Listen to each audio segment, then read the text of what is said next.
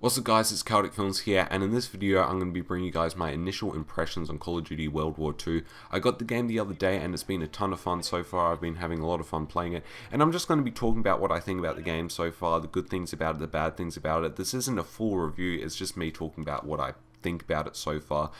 Been playing, I think I've played a little bit over 50 games so far, and I think I'm like level 25 or something, so you know, I'm sort of at a level where I think I can talk about it a little bit, not, you know, full on review level, but anyway, let's just get straight into it and talk about what I think about this game. So first of all, obviously one of the big reasons why this game is so fun is because it is a boots on the floor. I'm not sure if that's the right terminology there, but it's a boots on the floor Call of Duty game, and obviously recently a lot of the Call of Duty games have been kind of futuristic and all that kind of stuff, and a lot of people have been getting sick of it, and I've definitely been one of those people. I mean, a lot of the previous Call of Duty games have been pretty mediocre. I mean, I think ever since World at War, World at War was a good game, but, you know, from then on, a lot of the Call of Duty games have just been really mediocre. I mean, I think Black Ops 1 and 2 were the only ones that I thought were pretty good.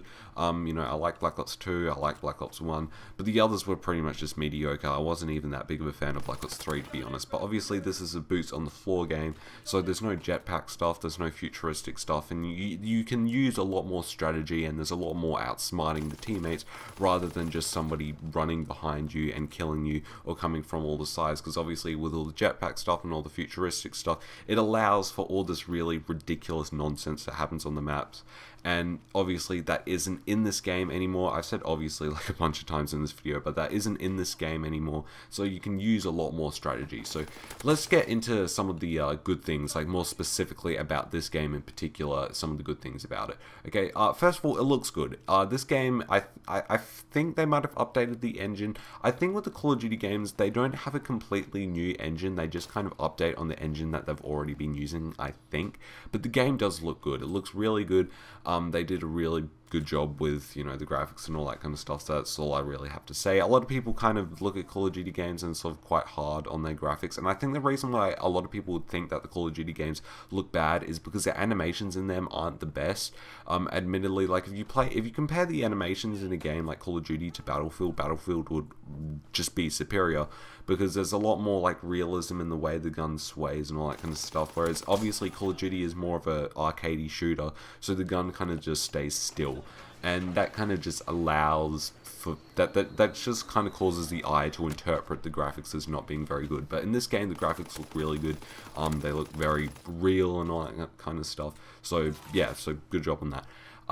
It also sounds good. The sounds in this gun are really good. The weapons do sound quite powerful, and the reload sounds, they sound really good.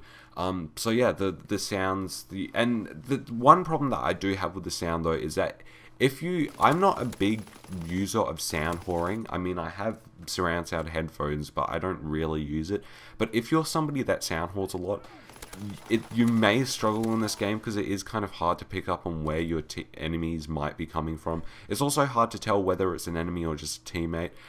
So, you know, if you're into sound whoring and all that kind of stuff, you may struggle with this game, because the sounds, if you hear somebody coming from your side, they could be behind you, because they haven't really done a very good job with working with the surround sound and all that kind of stuff. So it does sound good, but there are a little bit of problems with the surround sound stuff. So yeah. The well layout maps, I reckon that they did a pretty good job with the maps on this game. The maps do look really good. There is one little problem that I do have with the maps, however, and I'll get into that a little bit later. There's two kind of problems I have with them. But look, the maps look good, you can use strategy in them, and there's a lot of outsmarting stuff that goes on in this. If you look at my gameplays and all that kind of stuff, or just if you look at any gameplay of somebody that's somewhat good, I'm not saying that I am somewhat good, but if you look at just a gameplay of somebody that's doing well on Call of Duty World War II, you'll probably see that they are using a lot of outsmarting techniques, and these maps do allow for a lot of that. And obviously with the removing of like jetpacks and all that kind of stuff, it's a lot easier to actually use proper strategy in order to kill people. So the well layout maps, I think they did a good job with that. And the next thing I like is that they've used the same old style that they've been using since, you know, the dawn of time basically, but it works. And they've changed a few things, and obviously I don't expect them to do any drastic changes. I think they've changed enough for it to just be an enjoyable and somewhat new experience. So I think they did a pretty good job with that. So same old style, but to me that's a good thing, and they've changed enough in my opinion. So I've got one thing here, and this is kind of an objective thing because it may not necessarily be a bad or good thing. I think it might just depend on what kind of player you are.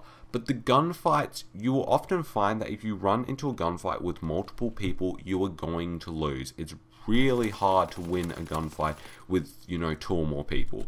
And I feel like the reason why this is because it takes a long time to kill somebody in this game. Whereas in a lot of the previous Call of Duty games, you could kill people really quickly, and because of that, you could pretty if you were getting onto them quick enough, you could win a gunfight pretty easily with multiple people. But in this game, I feel like it's a little bit different because obviously it takes a lot longer. I know I'm saying obviously a lot in this video, but it takes a lot longer to actually kill somebody. So this may also be a good thing because if you're more of a strategy person and you're more about outsmarting them rather than just being really good at gunfights and getting your guns onto them really quickly, if you're more of a strategy player, this may be a good thing for you because it allows for that, and people are going to be forced to kind of actually outsmart the enemy rather than just running into a gunfight that they may lose. So it basically forces strategy, and if you're a strategy player, obviously that is a good thing. So I guess it's objective. If you're more about just being really good at gunfights and getting your gun onto them really quickly, this may be a bad thing, but if you're more of a strategy player, it's probably a good thing. So let's get into some of the bad things about it. Okay, first of all, the shotguns in this game are kind of overpowered, I think. Or maybe, I don't know, I just feel like because of the way the maps are laid out, which I like the way they're laid out, but sometimes you can easily just run into somebody and they will just shotgun you, and there's nothing you can really do about it. And again, this is probably something that leads to more about outsmarting them and being a little bit more strategic, but it is a little bit annoying, especially like because a lot of the time they're sort of inside and they're kind of, you know, around the corner and all that kind of stuff, and it's really hard to, you know, win them. And I feel like some of the shotguns probably are a little bit overpowered. I mean, some of them do a lot of damage, you know, from certain ranges. I'm not sure about what it is. I could just be bad with, you know, in gunfights with a shotgun, and I probably need to be a little bit more strategic with how I actually run into a gunfight like that. But the shotguns can be a little bit annoying in this game, so that's one thing to be wary about.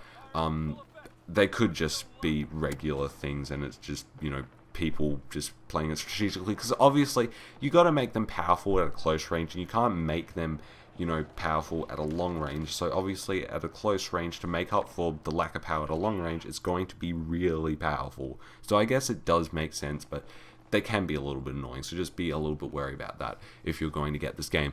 The snipers are also quite annoying. I feel like they really buffed up the snipers in this game. There are so many one-shot kills. And I get that that's realistic, but in a video game, sometimes you just need to have kills that take one or two, like like 2 shots, okay? But in this game, most of the time when somebody gets me with a sniper, 95% of the time, it's probably a one-shot kill. 95% of the time. So the snipers in this game, I also think they did add quick scoping. I've seen a lot of quick scoping kill cams. I'm not a particularly big fan of quick scoping, and I'll probably get hate for saying that, but I'm just not a big fan of quick scoping, and I'm not a big fan of snipers. But look, I'm not saying they should get rid of snipers and maybe even keep quick scoping, even though I'm not a big fan of it. But if the community likes it, so what? But the snipers, it is a little bit annoying when somebody's just kind of camping or something with a sniper, and you don't see them, and they just kill you without you even seeing it, and there's nothing you can really do about it. It does get a little bit annoying. And speaking of camping, this kind of goes on to my next point. There are quite a lot of camping spots on these maps. For the most part, the maps are pretty good, but there's 2 main problems. First of all, there's a lot of camping spots, which can be alright. I don't really use them to camp. I use it to more just hold down my spot, so I kind of run around this little area, and people will often keep on coming to me because they know I'm there. But if I'm strategic and I'm picking them off, I can, you know, win a lot of the gunfights.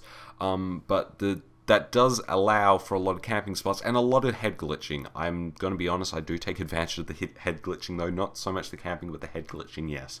And also the spawns on these maps aren't very good. The spawns I find are a little bit iffy. For the most part they're alright, but you just run into these occasional moments where you just get killed easily because you're spawned and there's a guy right in front of you and they can just kill you. It happens occasionally, and it is obviously really annoying when that does happen. So anyway, that's basically what my initial impressions on Call of Duty World War 2. Tell me what you think about Call of Duty World War 2 and what you would like to see from me. I've got quite a number of videos planned for Call of Duty World War 2, so anyway guys, bye.